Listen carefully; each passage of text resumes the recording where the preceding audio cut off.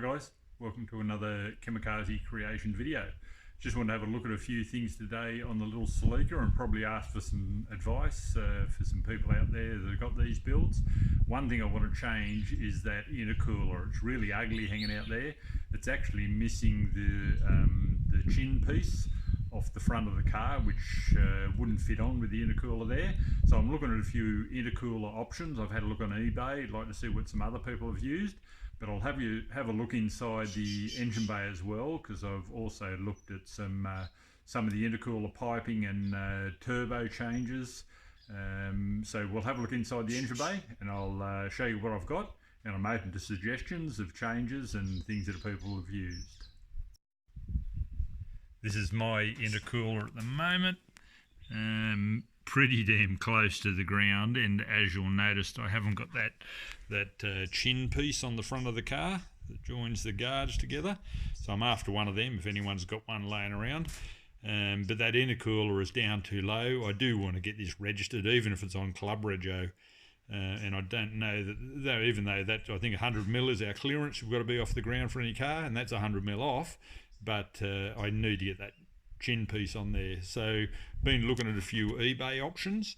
There's some great little intercoolers out there, but knowing the right size to get, volume, cooling capacity, inlet pipes, all that sort of stuff, I'd be interested to hear people's opinions. Inside the engine bay, we've got our intercooler pipe coming up through there. That little switch is the thermo fan switch sitting on there, but the intercooler pipes are all heat wrapped. My blow off valve is sitting down there, and I've been told that that's actually illegal to have it like that. It's got to be plumbed back in to the intake at some point. My actual intercooler pipes, they're quite cool. I like the look of them, but I'm thinking about maybe taking them off and giving them a polish up. And you can see over on the other side is where my intake is. Not sure what that filter is, but I want to clean that up. I'm assuming that's a mass airflow meter there. Wondering if people have got rid of those and done a MAFless tune. But all of that I'd like to change and tidy up. I'm pretty sure they're stock turbos down here. I'm pretty sure they're off the original motor. Also interested in some upgrade option, what people think about twin turbo versus going to a single turbo option. I've had a few people suggest the single turbo option is good, and how you actually adjust the boost. That would be a very interesting thing to me to find out. Again, I'm a real novice with these engines and I'm just learning. One thing that does my head in is just the general clutter in there, even though it looks pretty sweet, those big intercooler pipes coming off there. I'd like to really tidy them up with some eBay options, maybe some chrome piping, and get it all looking nice and tidy. Sort of same over this side. They run down to that intercooler that's hanging out the front. Bit hard to see, but yep, you can see it down in there, the intercooler. And again, these pipes are pretty stock, as I'd say.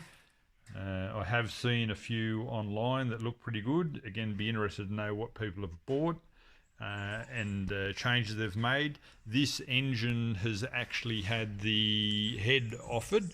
The original owner, when he set his car up, said he got it done, got it on the road, and then he blew a head gasket. And from what I've read, apparently the head tensioning wasn't up to scratch from the Toyota factory, and a lot of these 1G motors did blow the head gaskets and warp the heads, I suppose, from overheating. This one's had the head machined, I'm pretty sure.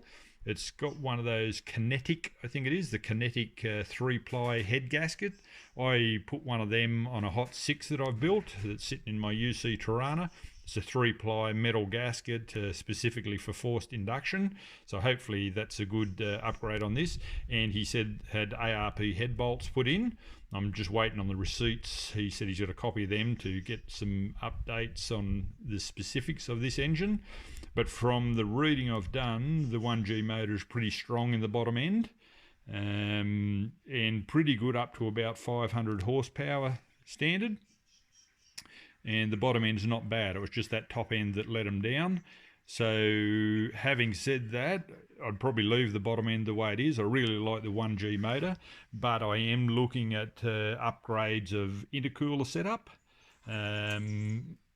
even turbo upgrades. I'm pretty sure they're the stock standard turbos that came with it. I did early on in some of the videos, I did have someone comment that the turbos are probably let go because they've been sitting for so long. They haven't at this stage, but it's definitely something I'm looking at just to give the engine a bit tidier look and clean up all of that piping.